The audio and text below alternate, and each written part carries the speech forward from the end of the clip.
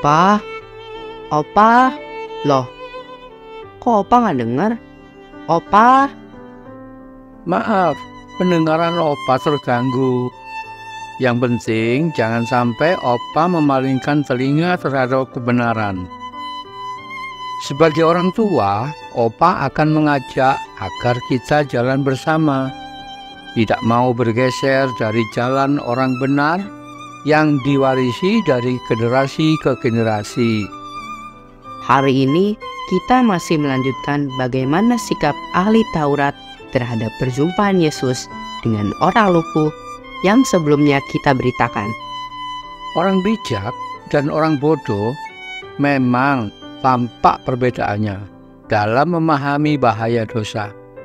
Orang beriman adalah orang bijak yang mengenali bahaya dosa serta datang kepada karya penebusan Kristus. Mari teman-teman kita minta Tuhan menarik berjalan dalam kebenarannya yang diuraikan dari Markus 2 ayat 6 sampai 12. Adik-adik, kita mau belajar firman Tuhan. Untuk itu, mari kita berdoa.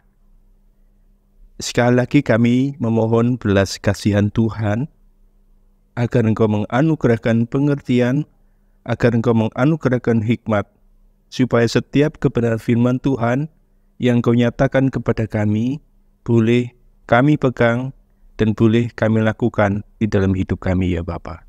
Dalam nama Tuhan Yesus kami berdoa. Amin. Adik-adik, di dalam petualangan sebelumnya, kita telah melihat kisah orang lumpuh yang kepadanya Tuhan Yesus berkata, "Hai anakku, dosamu sudah diampuni." Adik-adik, pada waktu Tuhan Yesus mengatakan demikian, ada ahli-ahli Taurat yang menyaksikannya. Bahkan ahli-ahli Taurat itu ada dari tempat-tempat jauh. Mereka itu ingin melihat apakah yang diajarkan dan apakah yang dilakukan oleh Tuhan Yesus itu sesuai dengan apa yang diajarkan oleh Musa.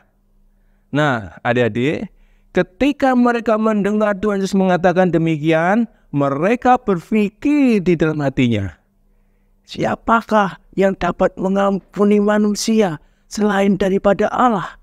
Wah, pasti orang ini menghujat Allah. Adik-adik, mengapa ahli-ahli Taurat berpikir demikian? Karena bagi mereka Tuhan Yesus adalah manusia biasa, tetapi berani berkata dosamu sudah diampuni. Mereka tidak mengenal Tuhan Yesus sebagai Allah yang turun ke dalam dunia, yang akan melakukan karya penebusan, dan karya penebusan itu akan Dia tuntaskan nanti di atas kayu salib. Mereka tidak mengenal itu. Sehingga mereka senantiasa cari gara-gara pada Tuhan Yesus. Mereka suka menentang apa yang dilakukan dan diajarkan oleh Tuhan Yesus. Bahkan mereka juga sukanya menjadi provokator. Apa itu adik-adik? Suka mengajak orang lain, orang-orang yang ada sekitar mereka untuk menentang Tuhan Yesus juga. Nah, apakah yang dilakukan oleh Tuhan Yesus untuk menanggapi para ahli Taurat ini adik-adik? Tentu Tuhan Yesus melawan, tetapi dengan tujuan untuk memenangkan mereka pertama-tama dengan perkataan Tuhan Yesus. Oleh karena itulah Tuhan Yesus bertanya kepada ahli-ahli Taurat itu, "Hai kamu ahli-ahli Taurat, mengapa kamu berpikir jahat di dalam hatimu? Manakah yang lebih mudah mengatakan, dosamu sudah diampuni, atau bangun, angkat tilammu dan berjalanlah?" Adik-adik, ketika mendapatkan pertanyaan ini, apakah yang menjadi respon dari para ahli Taurat itu adik-adik? Tentu mereka bingung mau menjawabnya. Mengapa? Kalau dikatakan, oh ya pasti tentu lebih mudah mengatakan dosamu sudah diampuni. Tetapi dari mana kita tahu bahwa dosanya diampuni? Itu kan tidak kelihatan. Bisa saja semua orang mengatakan demikian, tetapi benar-benarkah dosanya diampuni? Belum tentu, tidak ada semua orang yang tahu. Itu pikiran mereka. Tapi kalau mengatakan bahwa bangunlah, angkat tilammu dan berjalanlah. Kalau nanti mereka kemudian ditantang, lakukan. Terus orang itu mengatakan demikian, ahli Taurat itu mengatakan demikian, dan orang lumpuh itu nggak berjalan, kan mereka malu karena mereka dilihat oleh orang. Itulah mengapa mereka diam saja. Tetapi di dalam kediaman itu mereka mengeraskan hati, adik-adik, tidak mau mengkoreksi dirinya sendiri. Oleh karena itulah kemudian Tuhan Yesus melanjutkan perkataan mereka. Supaya kamu tahu bahwa Anak Manusia mempunyai kuasa untuk mengampuni dosa, maka kamu bangunlah, angkatlah tilammu dan berjalanlah.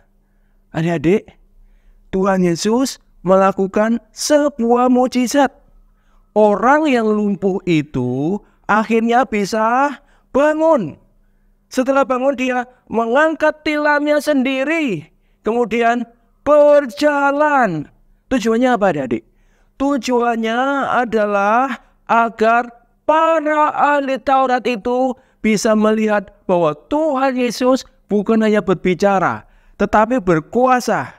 Berkuasa untuk membangunkan orang lumpuh, berkuasa untuk memberikan pengampunan dosa. Apa yang dirasakan oleh orang lumpuh itu, adik-adik? Wah, dia tentu sangat bersuka cita.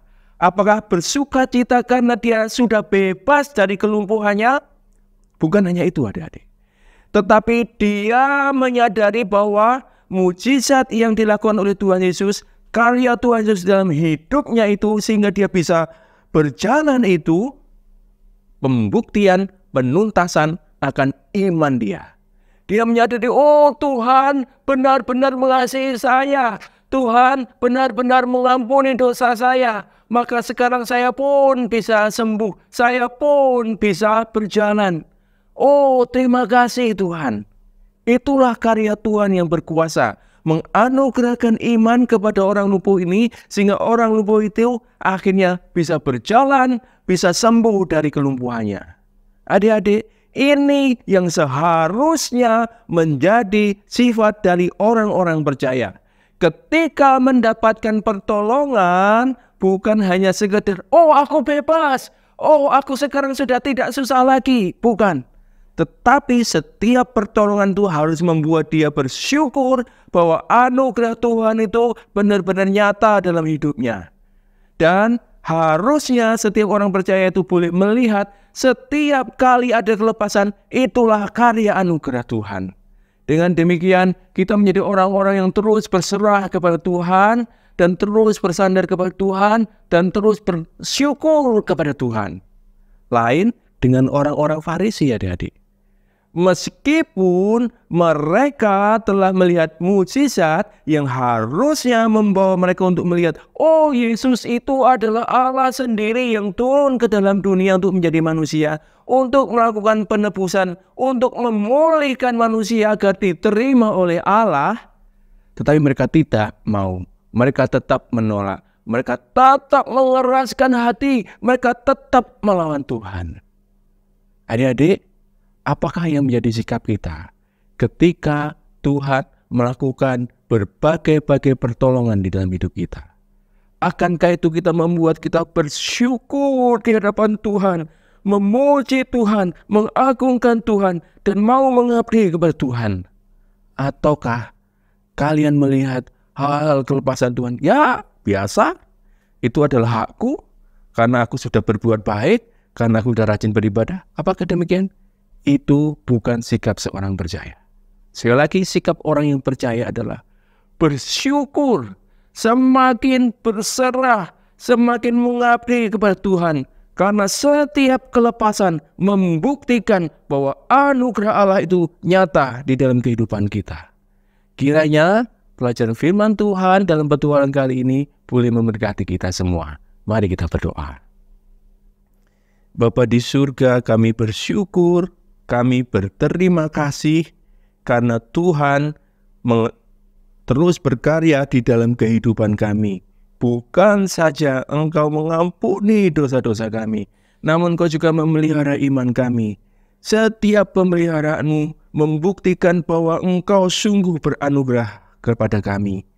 Tolonglah kami ya Tuhan, supaya setiap kali kami melihat karya Tuhan dalam hidup kami merendahkan diri, kami bertelut, kami bersyukur, kami bersukacita, dan kami menguatkan komitmen kami lagi untuk lebih mengasihi Tuhan, untuk lebih melayani Tuhan. Tolonglah kami dalam setiap kelemahan kami ya Tuhan. Kami bersyukur untuk kebenaran firman-Mu. Dalam nama Tuhan Yesus kami berdoa. Amin.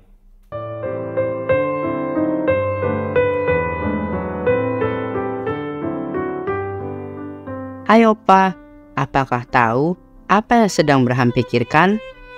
Wah, hanya Tuhan yang dapat mengetahui pikiran manusia, bahkan untuk mengampuni dosa.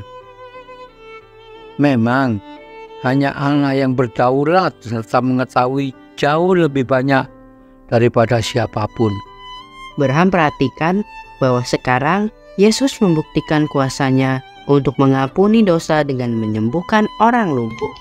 Berarti ahli Taurat itu merupakan orang bodoh karena tindakan penyembuhan sebenarnya membuktikan mengapa Kristus berhak mengampuni dosa.